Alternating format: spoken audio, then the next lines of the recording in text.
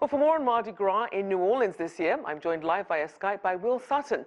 He's a columnist and editorial writer with several publications, including The Advocate and NOLA.com. He's also professional in residence at the Loyola University New Orleans. Welcome to the show. Thank you so much. Happy to be with you.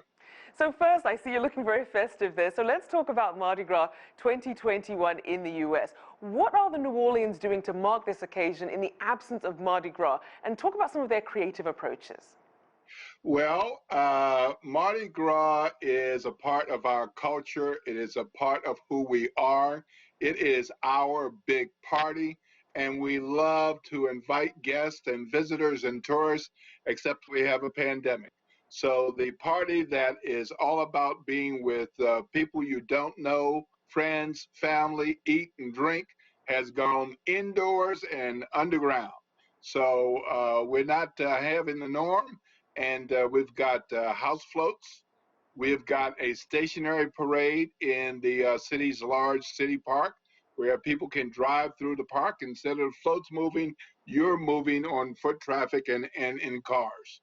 So it's and a lot of streamed content, live and taped. So it's been a very different Mardi Gras this time around. And certainly then, as we look back then at New Orleans Mardi Gras of 2020, some consider this a super spreader event. So talk about the recent findings of some of these studies showing how this likely progressed to make Louisiana an early COVID hotspot. Well, we know now that Mardi Gras 2020 was a super spreader event. It's just that we did not know, as we were having our great fun and frivolity, that COVID was being spread around. And we know now that it's likely that somebody brought it in and spread it. And one of the things about COVID is that it's the number of times that somebody spreads it. So we had a very high percentage of that last year, shortly after Mardi Gras. And this year, our numbers are much better. But we learned a lot from it at the time.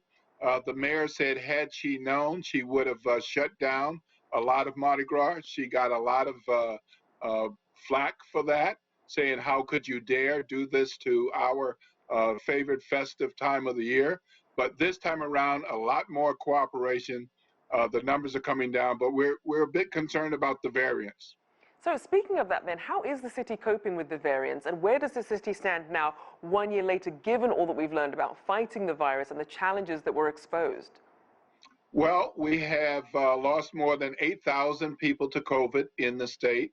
Our infection rates have been dropping. Hospitalization numbers have been dropping.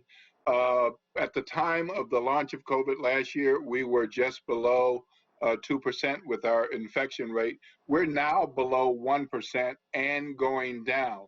The problem is that we were pretty high just a few weeks ago, right after Thanksgiving and Christmas.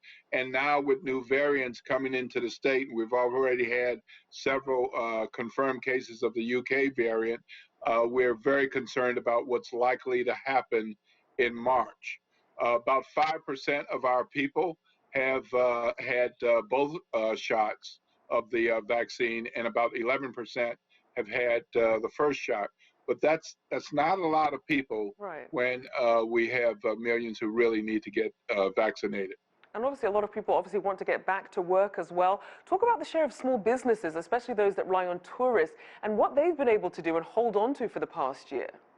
Well, frankly, we've lost a lot of businesses, particularly small businesses, and some classic businesses that have attracted tourists and locals for years. We're talking about more than 40,000 people in the greater New Orleans area employed in hospitality, and we've lost about 25,000 of those jobs.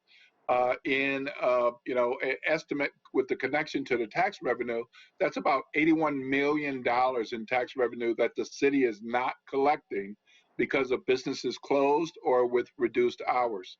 So a lot of people have filed for unemployment, and just in the 10 months of the pandemic, there are more people who have filed for unemployment than all of 2019.